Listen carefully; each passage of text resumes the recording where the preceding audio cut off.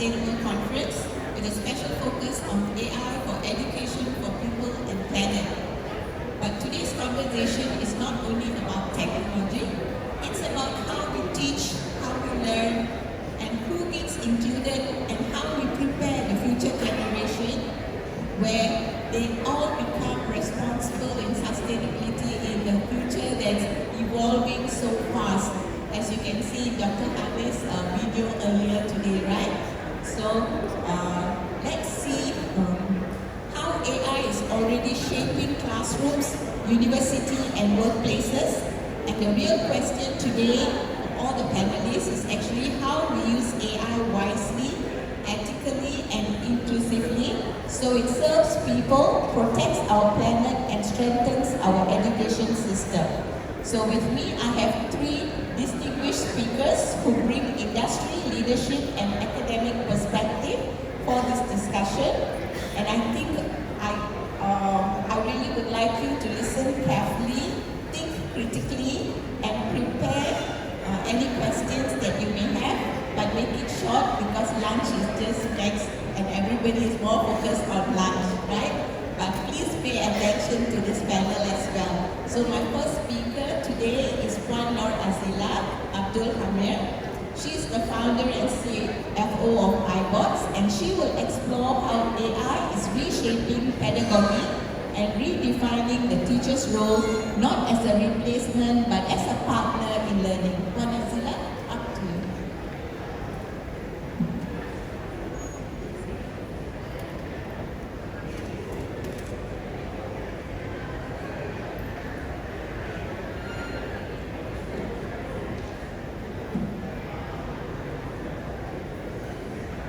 Hello.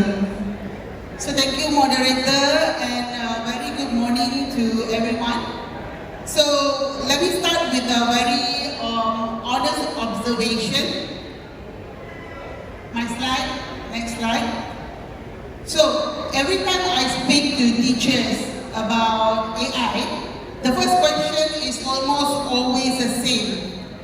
Is this going to replace me? Yeah. And I always pause before answering because the question is not about technology, it's more about fear. So fear of becoming irrelevant, fear of being left behind. So let me be very clear from the start that AI will not replace teachers, but it will change what it means to be a teacher.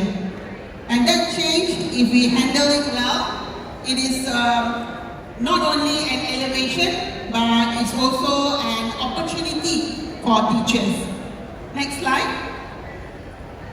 I have worked with many organizations, educators, and also technology teams across different sectors.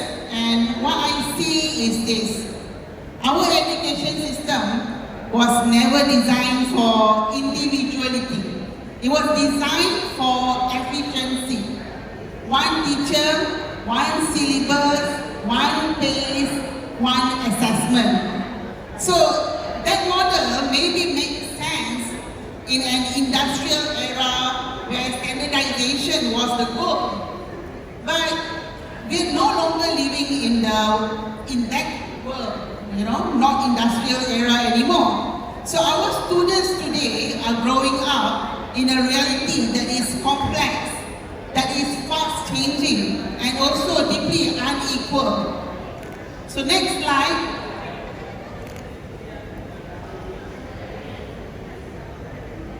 Learners are not uniform. They come with different abilities, different emotional states, different cultural backgrounds, and also different learning speeds. Yet, we still expect them to fit into a single system. That mismatch is not the failure of teachers. It is the limitation of the system itself. Alright, next slide. This is where AI, when used responsibly, can play a very meaningful role. I want to be very precise here. AI should not be positioned as a replacement for teachers. It should be positioned as a co-pilot, a tool that supports teachers by handling what systems are good at. So humans can focus on what only humans can do. Right? Next slide. So AI is very good at processing large amount of data. It can track learning progress in real time. It can identify patterns that show when a student is falling behind or when a student is ready to move faster. You know, because every student is always in a different pace. So it can personalize content, suggest learning pathways, and reduce administrative burdens like marking and reporting. What it does is not remove the teacher from the classroom, but it actually brings the teacher closer to the student. When teachers are no longer overwhelmed by repetitive tasks and AI handles these tasks, something very important happens. So the teachers, next slide, I think we missed, okay. The teachers get time back. Time to observe students, time to listen, time to mentor, and of course, time to connect. Next slide. In other words, AI does not make teachers less human. It actually allows teachers to become more human. This is where pedagogy must evolve. Next slide. In an AI-enabled classroom, teachers are no longer just delivering information. Information is everywhere. AI can generate explanations in seconds. Now students all the information are at their fingers. So what students really need now is guidance.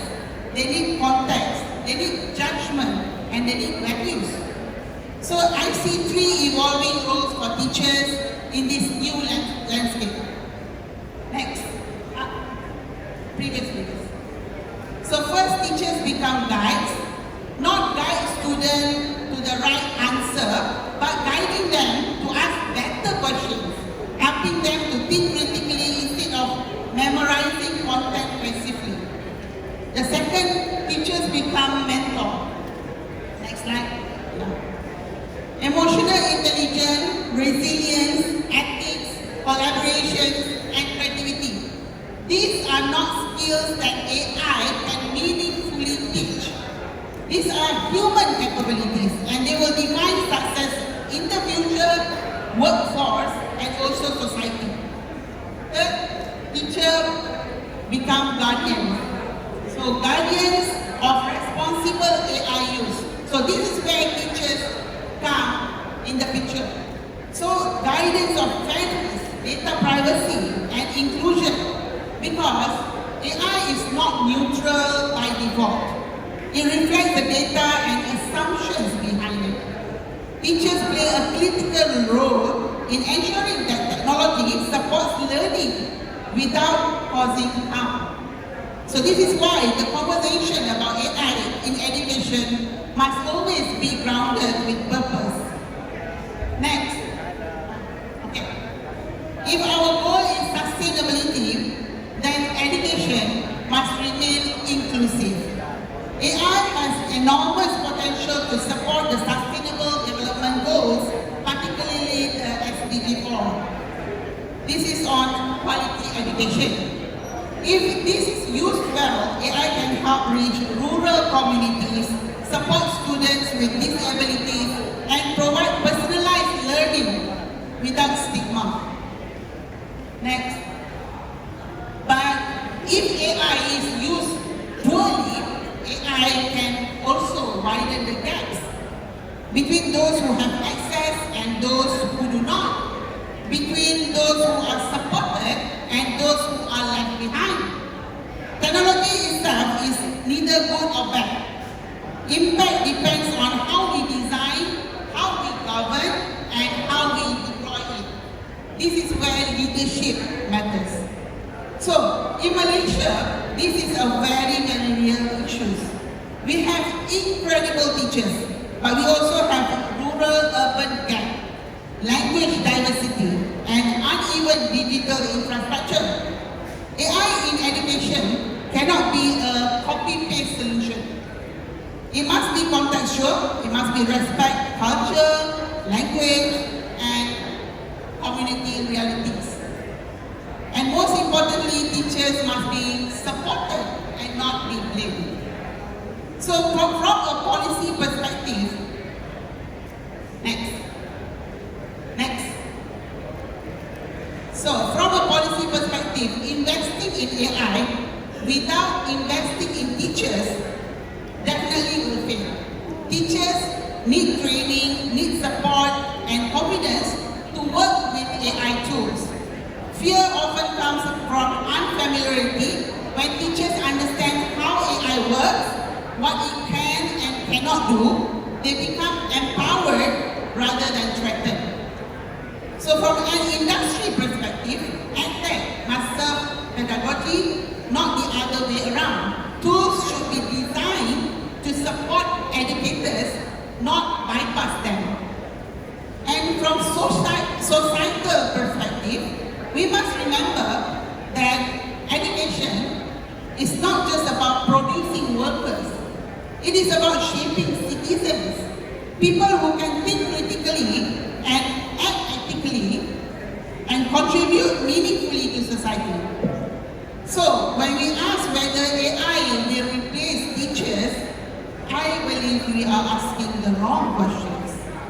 The better question is this: are we ready to support teachers in becoming the leaders of this transformation? Because in the future of education, AI may be powerful, but teachers remain purposeful. AI can process information, but teachers create meaning. Next slide. Okay? The previous slide. AI can optimize system, but only teachers can nurture human potential. So if we get this balance right, we do not just improve education, we will build more sustainable, equitable, and human-centered future for people and planet. Thank you. That's all from me.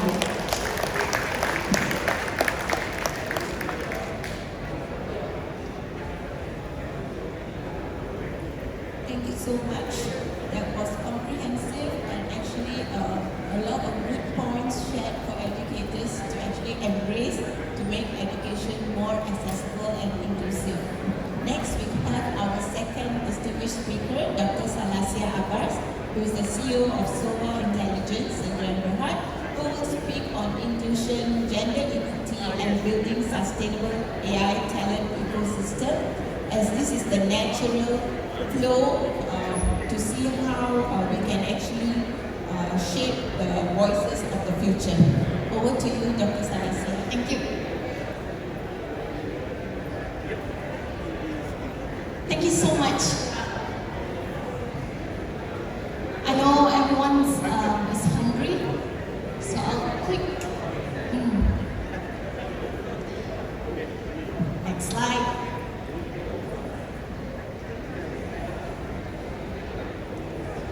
Okay. When I was first invited to speak about women in AI, my first thinking is to give statistics, gaps, percentage, underrepresentation. But the more I think about that, the more offended I get. Because when we talk about women in AI and we talk about women empowerment, why do women need empowerment? Because for us, in AI, we have been long know about the technology. Since 1950s, we call it supercomputer and all other names. And from then and there, historically, women has been the think tank and the strategies of technology. So when we're talking about women in AI, we're not talking about entry. We're talking about progress and what we're already doing now and what we can do for the future. Okay, heavy. So turn it down a little bit. Because when we talk about AI or technology, we are talking about solving problems and using technology to make our life easier, or using it as a tool to make to make us easy to decide and do more important things, and let AI and technology do redundant things, or the things that can robots do that we cannot do. But as a woman, and all women here, I want to ask you a question, and please answer. If you don't want to say it out loud, say it in your heart. Is there any time in your life, or for the men, you hear your moms, your wives, or your daughters speaking, is there any time in your life that women say, I don't know how to do it? Oh, we don't know how to do it. I don't think there's one time kat rumah ke kan, and then there's some challenges, solving problems, and women say, we don't know how to do. Tak pernah kan? Because women are already there. We are already thinkers, and we are already technologies. Of course, statistics show that globally only 22% women are presented in AI and technology. Okay, I acknowledge that statistic is real. But constantly framing that women are behind is patronizing. We are already there, we are engineers, we are architects, we know how to do AI, we play with ChatGPT all the time, we are using generative AI for TikToks, so we are the user and the leaders in AI actually. Alah, tepuk lah sikit, pernah saya cakap, ubah. So I hope that this first slide comes to your brain, comes to your mind, that AI and technology for women is not for entry. Okay, sudah settle kan? Settle, okay. Okay, next slide. Okay, I was in China, Hangzhou, last month. I lead a delegation from the industry to sign an MOU with Zhejiang University in Hangzhou. Zhejiang University is the birthplace of DeepSeek, macam ChatGPT lah kan. And then Zhejiang University is also well known, it's number 3 in China, well known for its deployment and practical commercialization of technology and AI. So when I was there, a lot of men, supporting women, but I was the leader of the delegation. So imagine, if I can do it, and nobody, all of us here can do it. Leading and bringing important things, impact of technology into Malaysia, because that is what I do. My company, Sofa Intelligence Malaysia Sendirian Berhad. I tengok lelaki semua nak pandang I ni. Lah. Tapi topik women AI, janganlah tenung. Okay. Because my company, what we do is we are in the leadership of technology transfer. Sadly to say, Malaysia memang awesome, but we are quite late in terms of deployment. We love to buy technology from outside because we don't produce it, we are users. But I want to change that. Of course, we don't deny like China, the US or Germany, all other advanced countries, for example, they are the producers of technology and Malaysia are consumers. But my mission as a woman and for my company is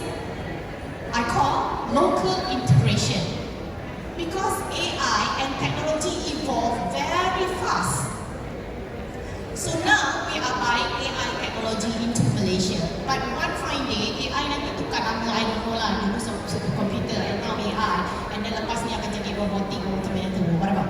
But once that evolved, we don't know how to do it because we don't have local integration. That's my job. We have, or we bring technology from global.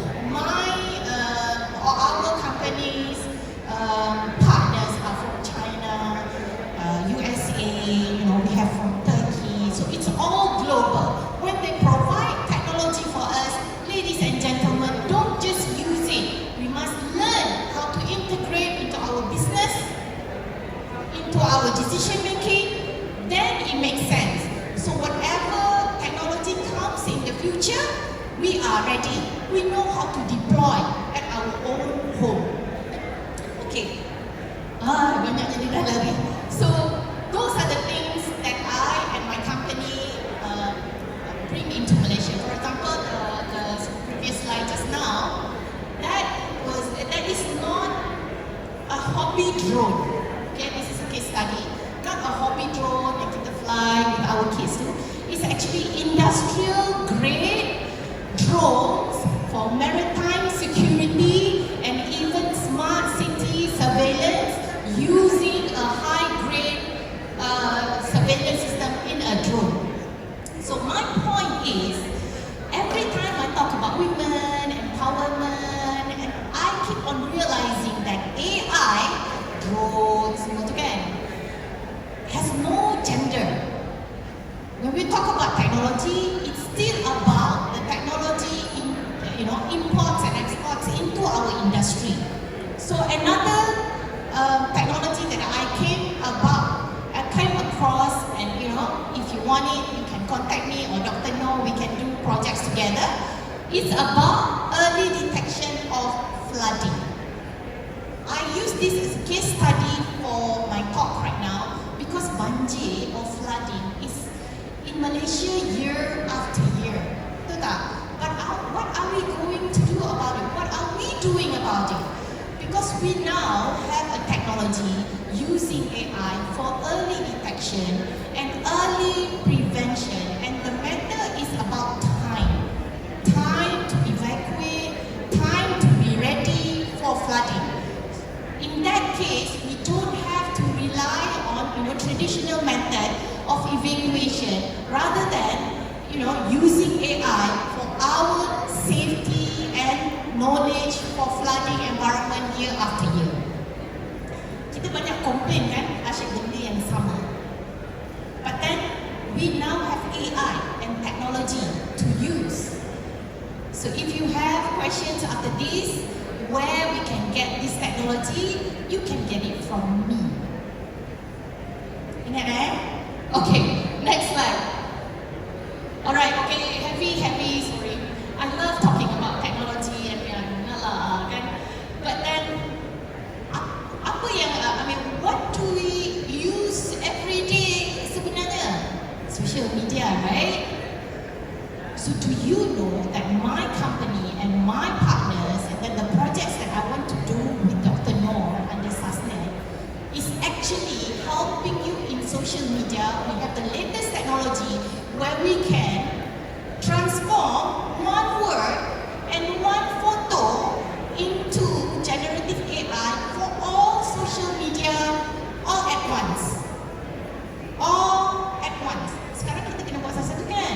Kita dekat TikTok, buat sikit and then post. You go to IG sikit-sikit and then post. Now, China for example is doing this technology one shot all platforms. So you just imagine the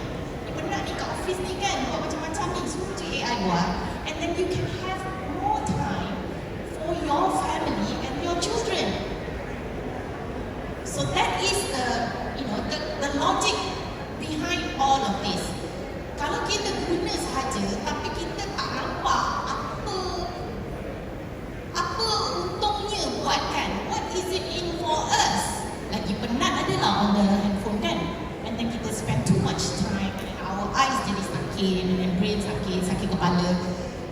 It should be the other way around. AI technology helping us to do the routines, and we can have more time for nation building, family building, and do decisions that matter most. Yang ni pun boleh contact I dengan Dr. Noor. We have it. Project, okay? Okay, next slide. Alright. So this is the third one. Tadi kata nak buat yang pendek kan? Terlebih pula cakap. So the third one is very important. I know you will run to me nanti minta my handphone. Perasan kan? Because bila kita ada this AI technology, people will think, what is it? Mana? Especially of the engineers, architects, they can explain.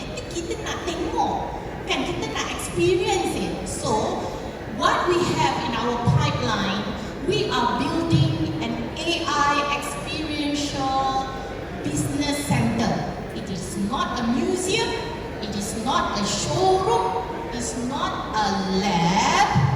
It's actually for business, people like you. You are businessmen at heart, ladies and gentlemen. Kadang-kadang kita pun ada business kita sendiri, kan? Walaupun kita kerja, but at the same time, we are always keep abreast with technology. So all of us are welcome to our AI, tapi belum buat, nak buat AI experiential center, so that you can come and see what are the technologies suits you and what you want to buy or to adopt or to deploy for your business or enterprise or industry, rather than consultants or people or social media telling you these are all the these are all the AI tools that suitable for you. You come to the center, experience yourself, see all the hologram, robotics, sometimes it's software, and then you would know and you would choose for yourself what are the market trend and the AI that is suitable for you, maybe for your family and for your business. Wait for that, and then you can contact Sasnet, and then you can see the experiential center, business-driven, decision-driven, that you can come to and see AI for yourself. The next. Thank you. One slide. Itulah kata nak pendek tadi. Okay. The conclusion is, like I said here, let me tell you about women in AI very clearly. It is not entry point for us. It's actually having women to scale. Scale in terms of leadership, in terms of thinking, in terms of using technology. And then once we already started here, even we started long before, we are already here, we should be able to go together globally, see what other women are doing around the world, and then what AI and technology that are using, and then use back in Malaysia. I keep on telling you about technology transfer. You use apa yang baik kita pakailah, apa yang tak baik kita jangan ambil. So those are the things that women should hold on to. Nation building, empower ourselves not because we are lacking, but empower ourselves because we are already using AI, and then we want to do more. Thank you. Thank you, Dr. Salazar. She really motivated every single woman. So you all better go out there and show the world how great we are. Alright? So after we have heard from Puan Nur Azila about rethinking how learning is delivered, and also from Dr. Salasia on not only using technology but understanding what kinds of tools are important for your business or your education needs, and not just look at social media and take what people say, but understand before you actually purchase. Let's listen to Dr. Edmund who is actually the Director of Center of E-Learning at University Malaysia Sabah, who will help us to reflect on the ethical and organizational dimension of AI in education, business, and in life. Thank you, Dr. Edmund. Hello. Good afternoon to all. So my name is Edmund from Sabah. Originally, I'm not from Sabah, I'm from Penang. Alright, so my topic a little bit simple compared to the others, but supposedly myself is more technical person. So now today the Sun's asked me to present about ethical. So it's a bit far away from my technical solution here. But it is good also for me to know more about what does it mean by ethical in AI or something else, right? So first of all, I would like to ask all of you, what would be the ethical AI means for here? And another thing is, any one of you in this hall, do you all use ChatGPT before? Semua kan, I think semua akan menggunakan ChatGPT before kan? So for myself, I'm from university, right? So I used to be seeing students using ChatGPT to do assignments or whatever. This is the problem that we are facing in the university now. Alright? So especially for those who are doing master and PhD by research. So when we are asking the student to write journals, write articles, write any thesis, you might see their writing style. Mostly, I think for me, look at it, when I scan it, few pages, I know that this is not their writing. So when those who are under me as a supervisor, they are in a big trouble that going to get my rejection 100% for it. Alright? Because when we read the thesis, I think I'm not so sure whether you all aware or not, when you are using ChatGPT, there might some technical writing style that you can find from the ChatGPT, like the dash, like the something else, and the conclusion as a solution, all those things will be from ChatGPT.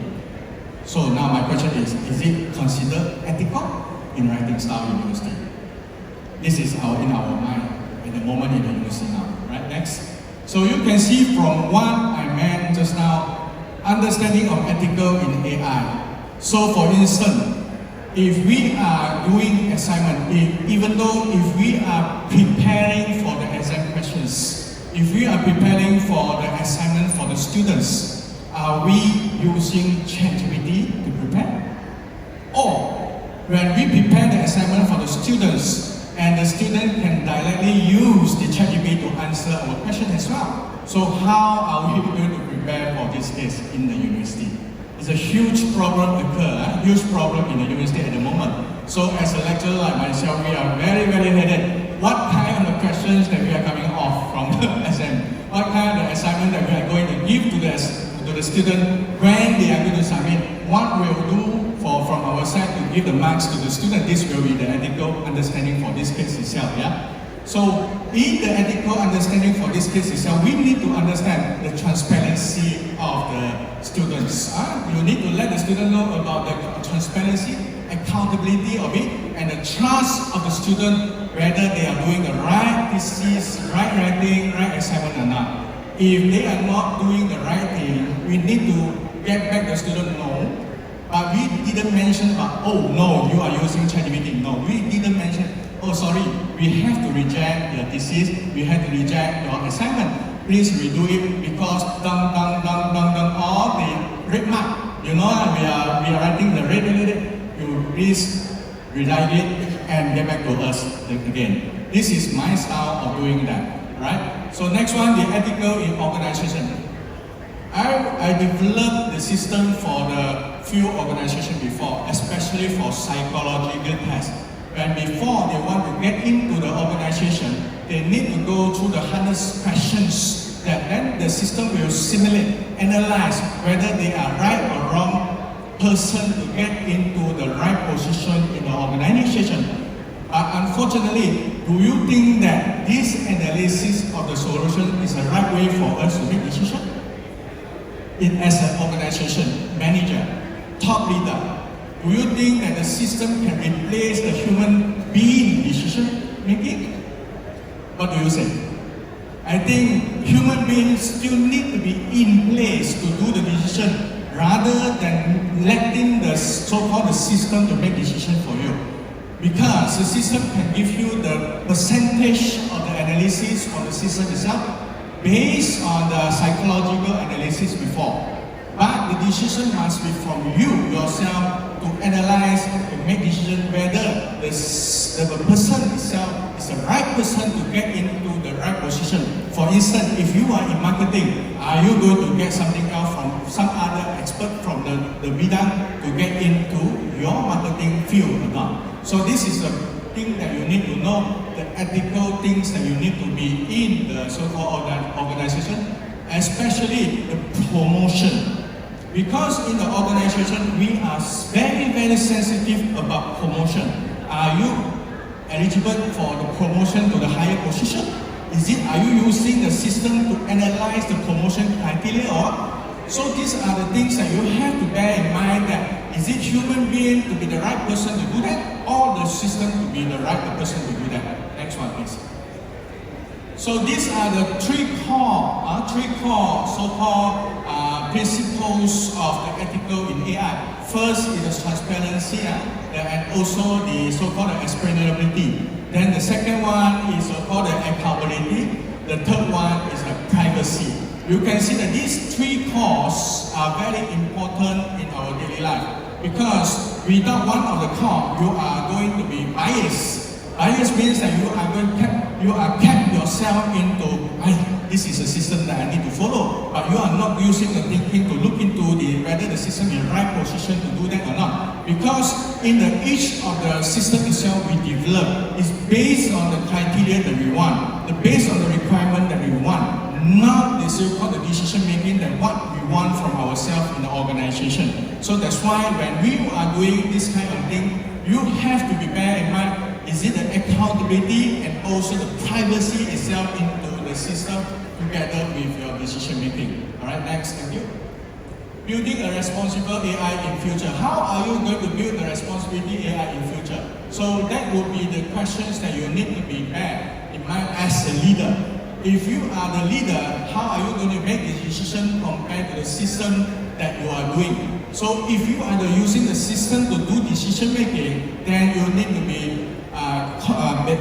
to be very careful when you are doing the so-called the right thing in the organization, because the system only gives you the so-called statistic analysis, but the so-called psychological point of view, the decision must be coming from the human being as well. So the last and not least for my session, because we have not enough time for this, is for the technical solution. I can be talking longer time for this case itself. For myself, in a very long time in the technical solution, for me, AI is a good thing for us to use, but it is not to replace human being decision. Thank you very much. Thank you, Dr. Adnan. Okay, for the sake of time, is there anyone who has one question? Anyone who has a question? No? Okay, so I also won't ask you questions, but if there's one advice that you'd like to share with the audience, could you all share one piece of good advice?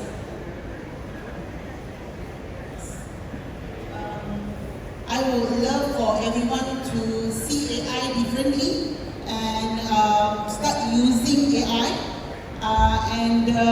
Especially, I'm very concerned about kids nowadays, the children.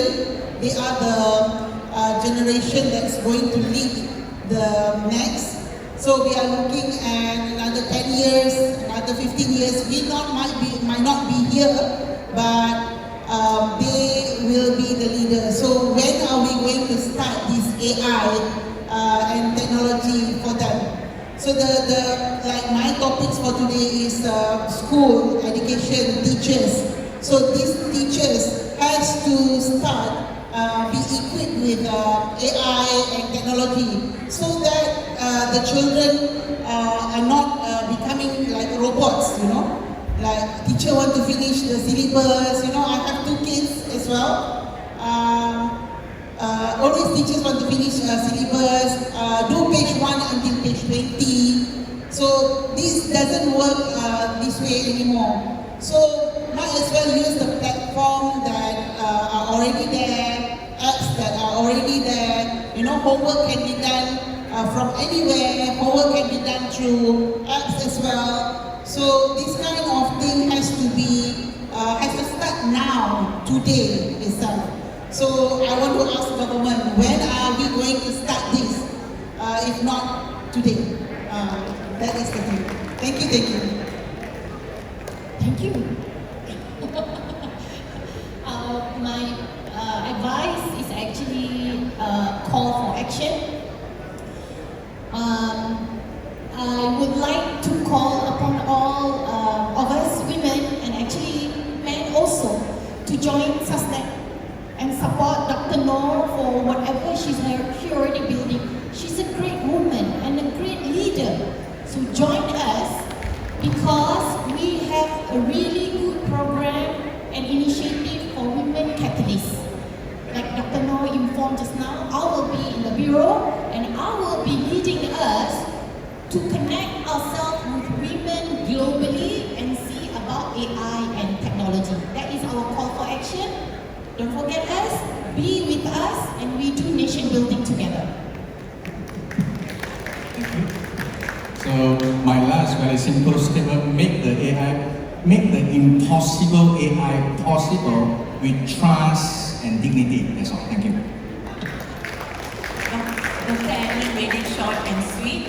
Okay, so before I end, I actually would like to share that AI is actually a gift to us, and how we use it is very important, right? It can be a great equalizer, and also today, since the topic is AI and sustainability, I must tell you that AI and education actually powers 8 sustainable development goals. Goal number 1, where there's no poverty, because you can learn a skill and you can earn immediately. 0 hunger, because now that you got money, you can buy food. Quality education, as Dr. Noor Azina has shared, because it reduces inequality. Everybody can access learning easily. And gender equality again, because everyone has equal access to AI. This also gives opportunity for Sustainable Development Goal 8, which is decent work and economic growth. And Sustainable Development Goal 10 is reduce inequalities because of the above. And most importantly, it's green. You don't use paper, you don't travel, it's at your fingertips. So we are environmentally friendly, right? So with that, happy lunch everybody. Thank you once again to our panelists and moderator for sharing their valuable insights and perspectives. As a gesture of appreciation, may I once again invite Puan Hajah Mahuran to present certificates and tokens of appreciation to our panelists, accompanied by Dr. Noor and Dr. Hasni.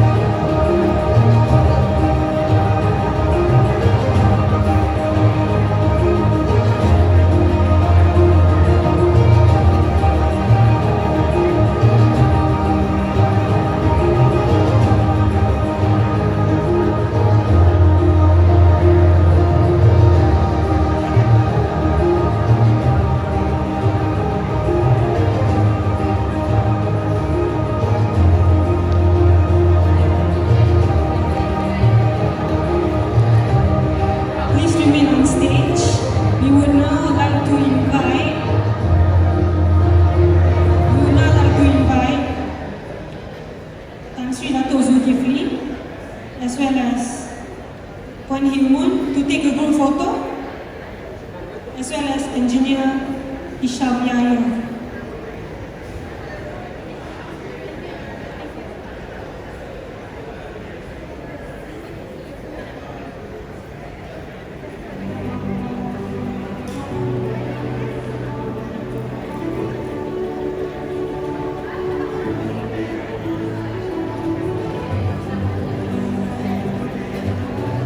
Is Dr. Nur